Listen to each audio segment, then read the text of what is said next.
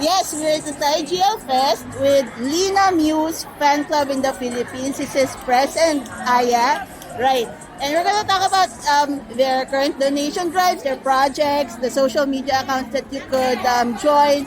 And are you recruiting members right now? Like, want more people in your FC, right? Like, ano ba? Recruiting members for. Alright.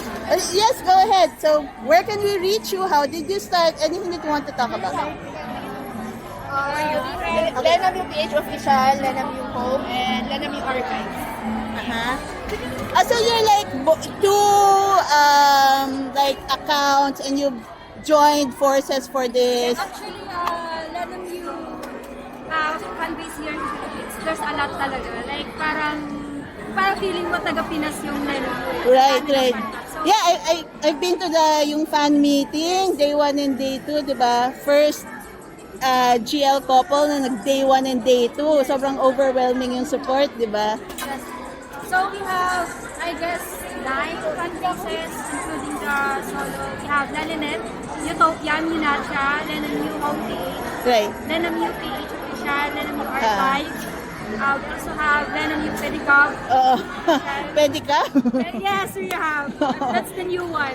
Yes. So were you like a group of friends na nag-decide kayong gumawa ng mga FC or how did you like make this group ng mga FC ng Lenam-U and are you like interacting sa projects and donation drives? Kasi within cups po sa mga projects and donation na especially dun sa nangyaring pandemic.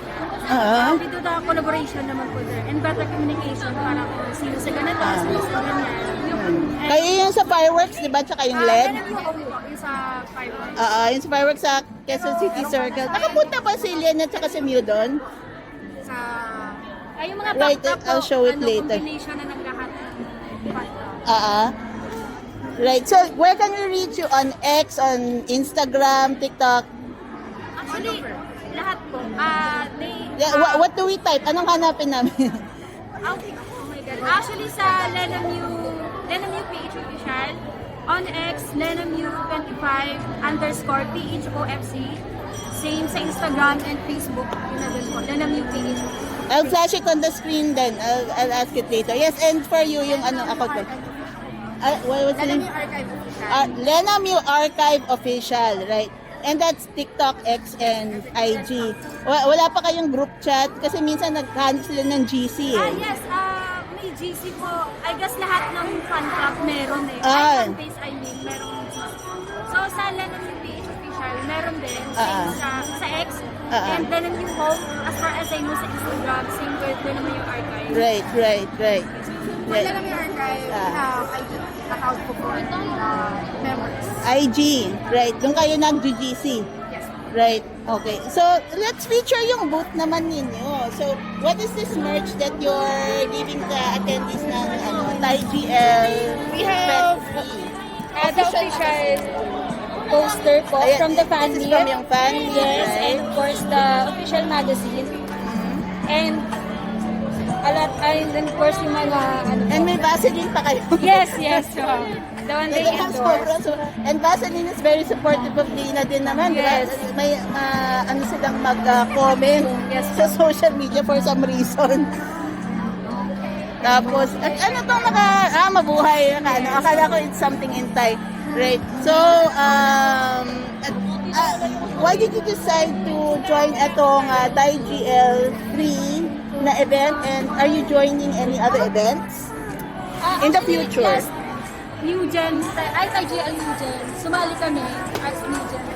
And then as Lenam PH official alone, so wala pang collaboration. This time kasi, may mga collaboration with Archive, Lenam Home, of course, the Lelanet. Kaya, yun po. So, i-push through kahit kakatapos lang ng fan meet, so kapos sa budget actually. But, good thing kasi nga, may collaboration na nangyari.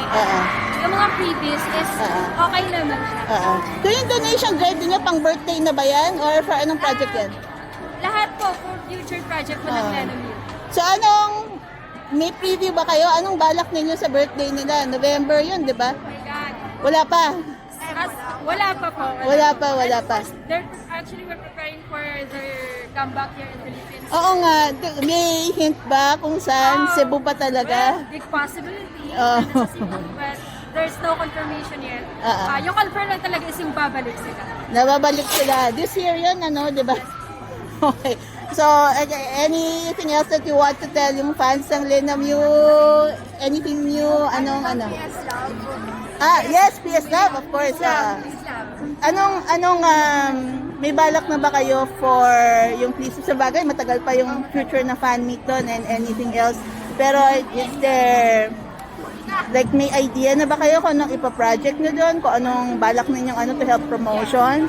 There's something to look forward for Peace Love. So, we're promoting it here po sa So, marami tayong look forward for Lena Mew for this year. Especially, pagbabalik sila. So may presentation din kayo kasi yung feedback sabi nila may presentation sila sa harap mamaya eh. Lahat ba ng fan club may Lahat gano'n? po, lahat.